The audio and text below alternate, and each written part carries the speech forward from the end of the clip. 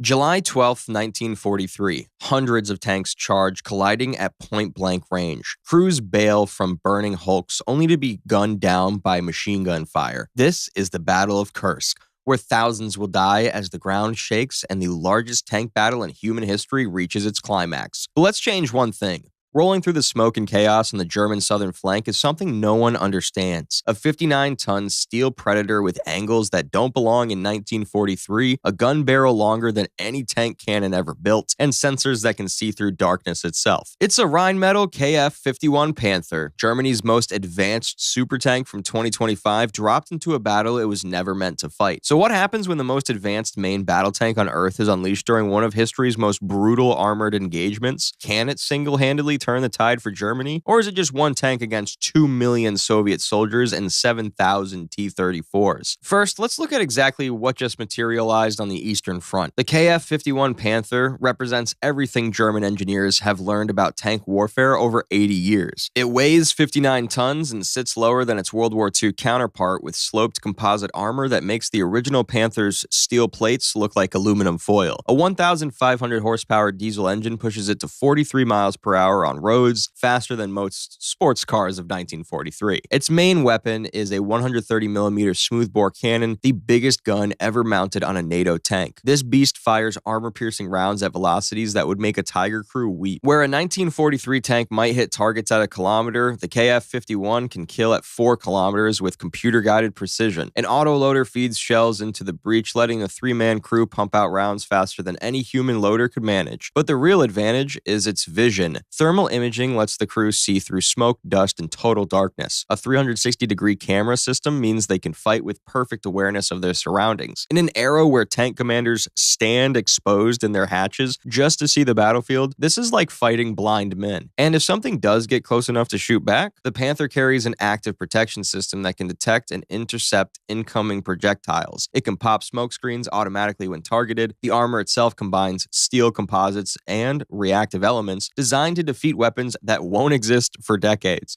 Now, let's look at what's trying to kill it. The Soviet Fifth Guard's tank army is charging across these fields with nearly 1,000 armored vehicles. T-34 medium tanks from the backbone, each mounting a 76mm gun that can penetrate about 70mm of armor at 500 meters. Behind them roll KV-1 heavy tanks with thicker armor and bigger guns. Su-152 assault guns lumber forward, their massive 152mm howitzers designed to crack open German bunkers. And they're not alone. The Soviets at Kursk combined tanks with waves of infantry, anti-tank guns positioned in depth, and the dreaded Tu-2 Stormovik attack planes circling overhead like steel vultures. The Red Army has spent months preparing for this battle. They've dug 8 defensive lines, have buried 900,000 mines, and they've positioned thousands of artillery pieces to turn any breakthrough into a killing ground. The Soviets also have something the Germans lack: numbers they can afford to lose. For every tank the KF-51 destroys, 10 more wait in reserve. The factories behind the Urals are churning out T-34s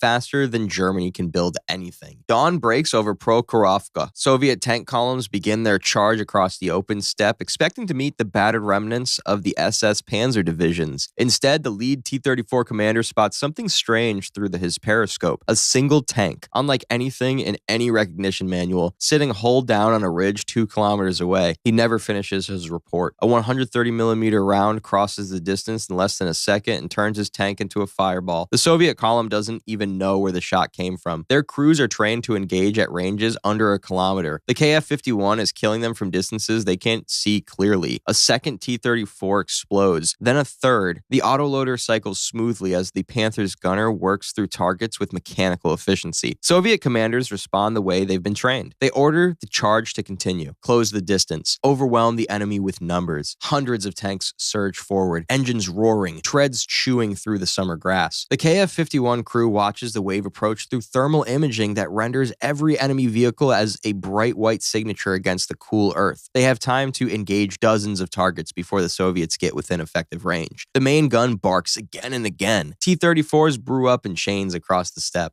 But 30 rounds go fast when you're fighting an army. The Panther's commander makes the call to displace. The tank reverses off the ridge and accelerates to speeds that would leave any pursuing Soviet vehicle in the dust. They relocate to a new position, flank the Soviet advance, and resume firing from an unexpected angle. This is where modern doctrine shines. Shoot and scoot. Never stay in one position long enough to be targeted. Use superior mobility and sensors to dictate the terms of engagement. Soviet losses mount horrifically. Commanders radio desperate reports of an enemy that strikes from nowhere and vanishes before they can respond. Some crews refuse to advance. Others abandon their vehicles and flee on foot. The psychological effect of facing an invincible enemy begins to fracture unit cohesion. But the Soviets adapt. They always adapt. Artillery observers finally triangulate the Panther's general position. Batteries of 152mm howitzers begin saturating the area with high explosive shells. The KF-51's armor can shrug off nearby blasts, but direct hits threaten to damage external systems, blind cameras, or throw tracks. The crew has to keep moving, burning precious fuel. Meanwhile, Soviet commanders realize something crucial. The Demon tank is alone. There's no supporting infantry, no supply line, no reinforcements. If they can pin it down, they can overwhelm it. They send T-34s in sacrificial waves, not to kill the Panther, but to fix its position and force it to burn ammunition. Infantry teams with anti-tank grenades infiltrate through draws and gullies. Tu-2 Sturmoviks make strafing runs, dropping anti-tank bomblets across the Panther's escape routes. The KF-51's active protection system engages incoming rockets, but it was designed for guided missiles, not swarms of unguided projectiles from every direction. The smoke dispensers fire, the machine guns chatter, the crew fights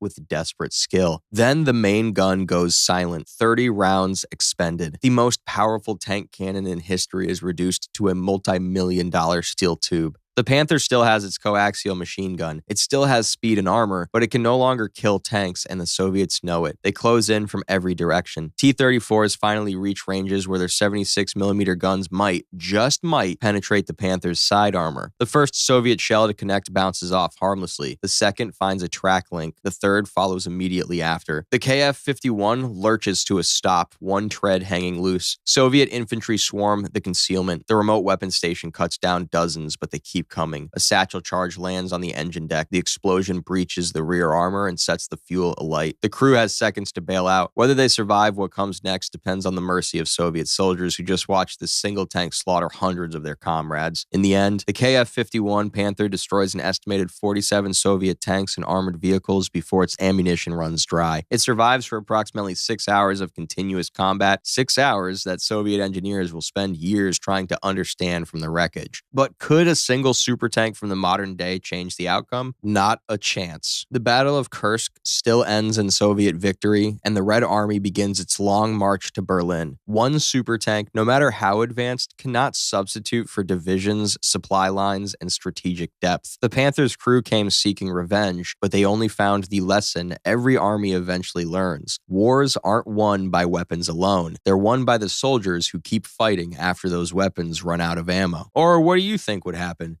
And if you're curious what would happen if a modern bomber fought at Pearl Harbor, check out the video on screen now. Thanks for watching.